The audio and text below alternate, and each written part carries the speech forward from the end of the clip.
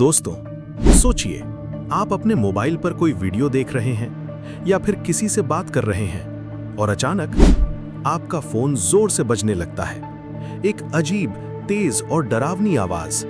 Screen लाल हो जाती है और उस पर लिखा आता है इमरजेंसी अलर्ट सीवियर। दिल की धड़कन तेज, दिमाग में एक ही सवाल, क्या हुआ है? क्या कोई बड़ा खतरा आने वाला है? क्या ये कोई अटैक है या कोई डिजास्टर? कुछ सेकंड के लिए पूरे भारत में लाखों लोगों ने यही महसूस किया। किसी ने फोन गिरा दिया, किसी ने पैनिक में कॉल करना शुरू कर दिया, किसी ने तुरंत इंटरनेट खोलकर खबर ढूंढनी शुरू कर दी। लेकिन सबसे शॉकिंग बात यह थी, ये अलर्ट सिर्फ आपके फोन पर नहीं आया था, ये पूरे देश में एक साथ आया था। और यही चीज इसे और भी डरावना बना रही थी, क्योंकि जब कोई चीज इतनी बड़ी स्केल पर होती है तो उसका मतलब भी बड़ा ही होता है। लेकिन सवाल यह है, क्या यह सच में कोई खतरा था या फिर इसके पीछे कोई और सच्चाई छुपी है? आज हम इस वीडियो में सिर्फ सरफेस नहीं देखेंगे, बल्कि पूरी गहराई में जाएंगे। सबसे पहले एक चीज समझिए, ये जो अलर्ट आया था, ये कोई नॉर्मल एसएमएस नहीं था। आपने नोटिस किया होगा, इसमें कोई सेंडर नंबर नहीं था, ये व्हाट्सएप या किसी ऐप से नहीं आया और इसे म्यूट भी नहीं किया जा सकता था। यानी ये सीधे आपके फोन सिस्टम के अंदर से आया था। अब यहां से कहानी इंटरेस्टिंग हो जाती है, क्योंकि इसका मतलब है कोई ऐसा सिस्टम है जो बिना आपकी परमिशन के आपके फोन तक पहुंच सकता है। और ये सिस्टम कोई हैकर का नहीं, बल्कि ऑफिशियल है। इसे कहा जाता है सेल ब्रॉडकास्ट सिस्टम। अब नाम सुनने में टेक्निकल लग सकता है, लेकिन कॉन्सेप्ट बहुत सिंपल है। मान लीजिए आप एक टावर के आसपास खड़े हैं और उस टावर से सिग्नल आता है जो एक साथ हजारों फोन्स तक पहुंचता है। बस उसी सिग्नल के जरिए सरकार एक मैसेज ब्रॉडकास्ट कर सकती है, बिना सिम बैलेंस, बिना इंटरनेट, बिना किसी ऐप के। और यही कारण है कि वो अलर्ट हर किसी के फोन पर आया।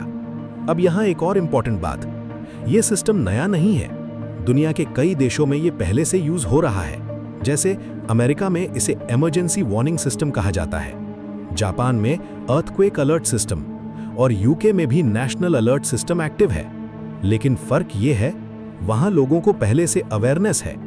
उन्हें पता है जब अलर्ट आएगा तो क्या करना है, पैनिक नहीं करना है और इंस्ट्रक्शंस फॉलो करने हैं। लेकिन भारत में ये पहली बार इतने बड़े लेवल पर हुआ और इसलिए लोगों को समझ ही नहीं आया कि हो क्या रहा है।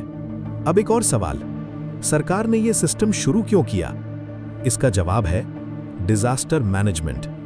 भारत एक ऐसा देश है जहां हर साल बाढ़ आती है, चक्रवात आते हैं, भूकंप आते हैं, हीट वेव। दोस्तों, सोचिए, आप अपने मोबाइल पर कोई वीडियो देख रहे हैं या फिर किसी से बात कर रहे हैं और अचानक आपका फोन जोर से बजने लगता है। एक अजीब, तेज और डरावनी आवाज। स्क्रीन लाल हो जाती है और उस पर लिखा आता है इमरजेंसी अलर्ट सीवियर। दिल की धड़कन तेज, दिमाग में एक ही सवाल, क्या हुआ है? क्या कोई बड़ा खतरा आने वाला है? क्या ये कोई अटैक है या कोई डिजास्टर? कुछ सेकंड के लिए पूरे भारत में लाखों लोगों ने यही महसूस किया। किसी ने फोन गिरा दिया, किसी ने पैनिक में कॉल करना शुरू कर दिया, किसी ने तुरंत इंटरनेट खोलकर खबर ढूंढनी शुरू कर दी।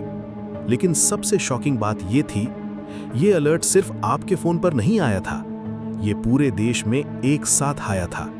और यही चीज इसे और भी डरावना बना रही थी, क्योंकि जब कोई चीज इतनी बड़ी स्केल पर होती है तो उसका मतलब भी बड़ा ही होता है।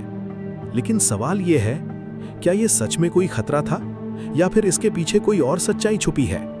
आज हम इस वीडियो में सिर्फ सरफेस नहीं देखेंगे, बल्कि पूरी गहराई में जाएंगे।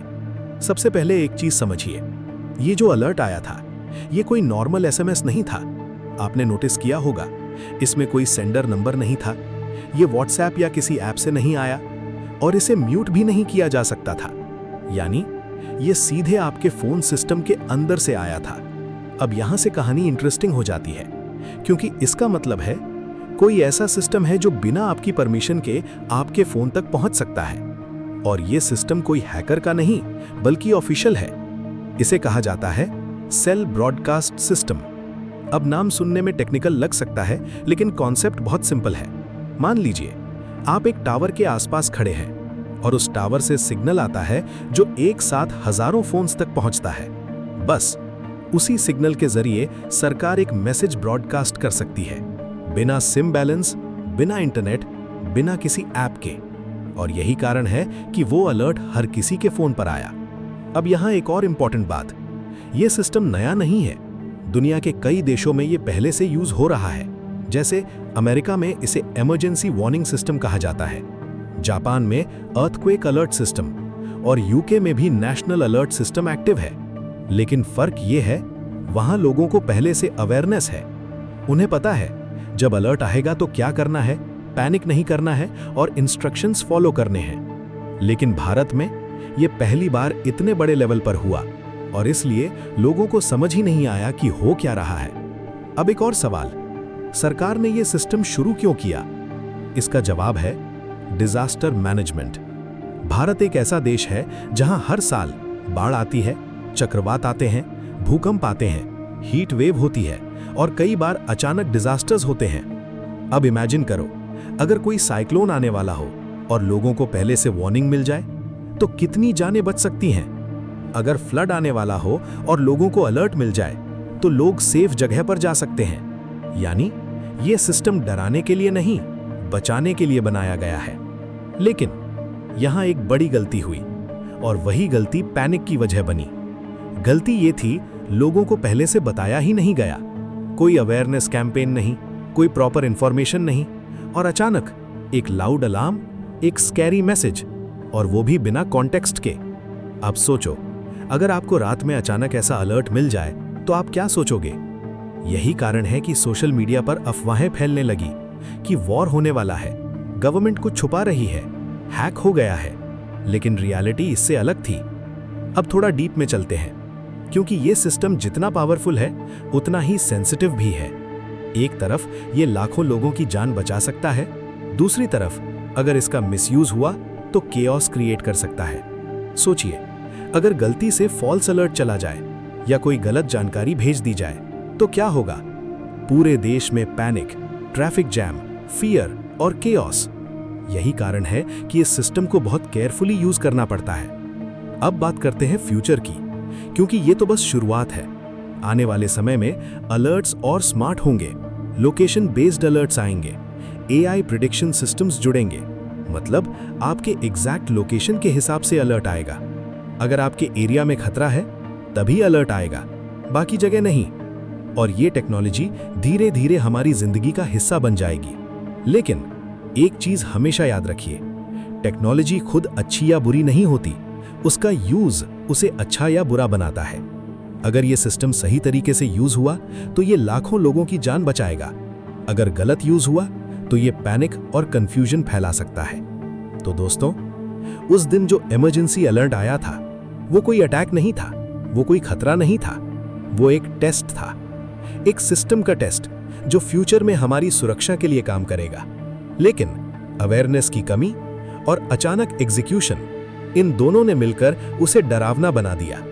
अब जब भी अगली बार आपके फोन पर ऐसा अलर्ट आए तो पैनिक मत करना, ध्यान से मैसेज पढ़ना और इंस्ट्रक्शंस फॉलो करना, क्योंकि हो सकता है वही अलर्ट आपकी या किसी और की जान बचा दे।